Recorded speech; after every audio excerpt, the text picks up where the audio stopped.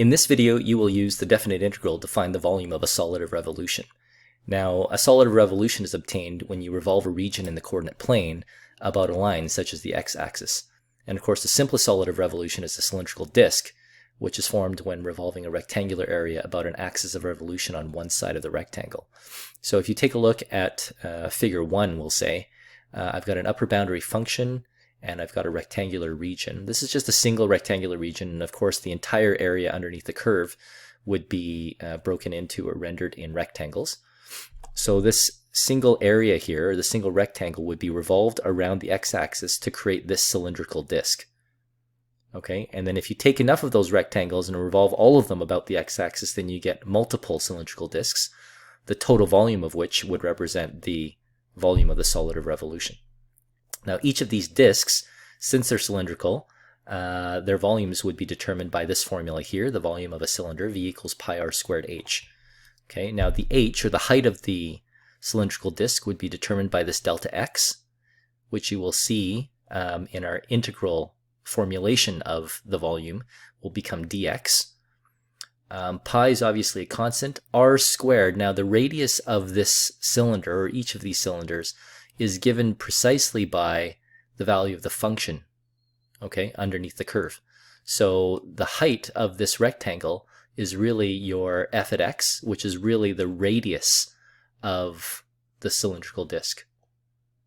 So ultimately, we come up with a volume formula, and you can certainly, for yourself, take a look at how this volume formula is determined. But the volume is really the limit of the sums of the cylindrical disks. And of course, the more cylindrical disks there are, the closer their total volume will be to the true volume. Okay, and so it really amounts to a definite integral, is what the volume of solid of revolution amounts to, right? You can see the pi r squared, we talked about the function as representing the radius, r squared, and we talked about the dx value being the width of the rectangle or the height of the cylinder.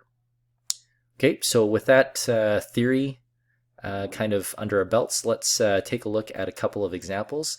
Starting with example 11.7.1, find the volume of the solid that is generated when the region under y equals the cubic function from 1 to 2 is rotated about the x-axis.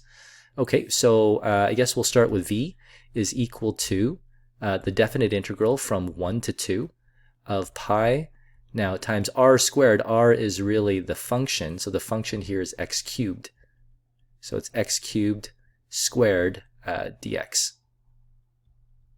Okay, and that's simple enough to evaluate. First of all, we can take the pi outside of the integrand because it is a constant, and we end up with pi times the integral from 1 to 2 of x to the 6 dx.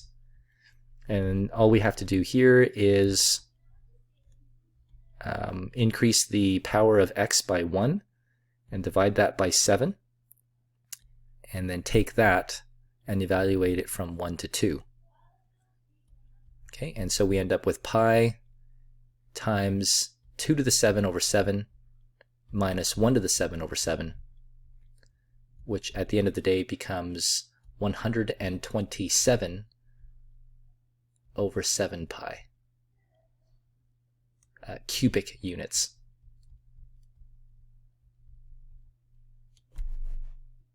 Okay, and our next example, find the volume of the solid formed by revolving the region bounded by the graph of y equals root sine x and the x-axis about the x-axis. Okay, so I just want a visual on this. So here's the beginning of sine x. In fact, there's half of one cycle of sine x, the other half being down here. Okay, so we've got 0 to pi. Now keep in mind that the range of sine x is 0 to 1. And if we're going to take the square root of that function, if you recall from previous math studies, the invariant points when you're square rooting a function are found at 0 and 1. So those points will definitely be on the square root function. And you may also recall that when you square root values between 0 and 1, the square root is actually going to be higher than the original value that you're square rooting. So for example, if you take the square root of 0.25, it will actually be 0.5, which 0.5 is higher than 0.25. So essentially, we can expect to get some kind of a graph like this, where the square root of each point is going to be a little bit bigger than the original value that you're actually square rooting. At any rate, we still get this sort of arc-like shape. And so we're going to render this into rectangles. Imagine rendering them into individual rectangles and revolving each of those rectangles around the x-axis, calculating the volume of each of those cylindrical disks and putting them together. So at the end of the day, we've got v is equal to the integral. Now I can actually put the pi out here because I know it's going to go out there anyways.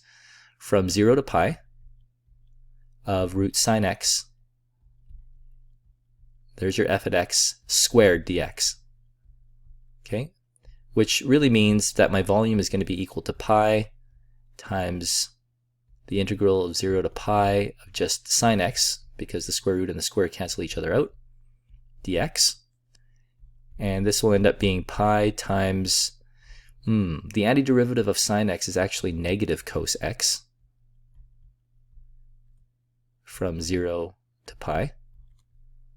And that will end up being pi times negative cos pi minus negative cos 0. Okay, so watch the double negatives. I'll have pi. This will be negative. Cos pi is negative 1. Negative negative is plus. Cos 0 is 1. And so I end up with pi times, this will end up being 1 plus 1, which is 2. And answer, coincidentally enough, is 2 pi cubic units. Okay, and those are two examples that show you how we can use the integral, or a definite integral, to determine the volume of a solid of revolution.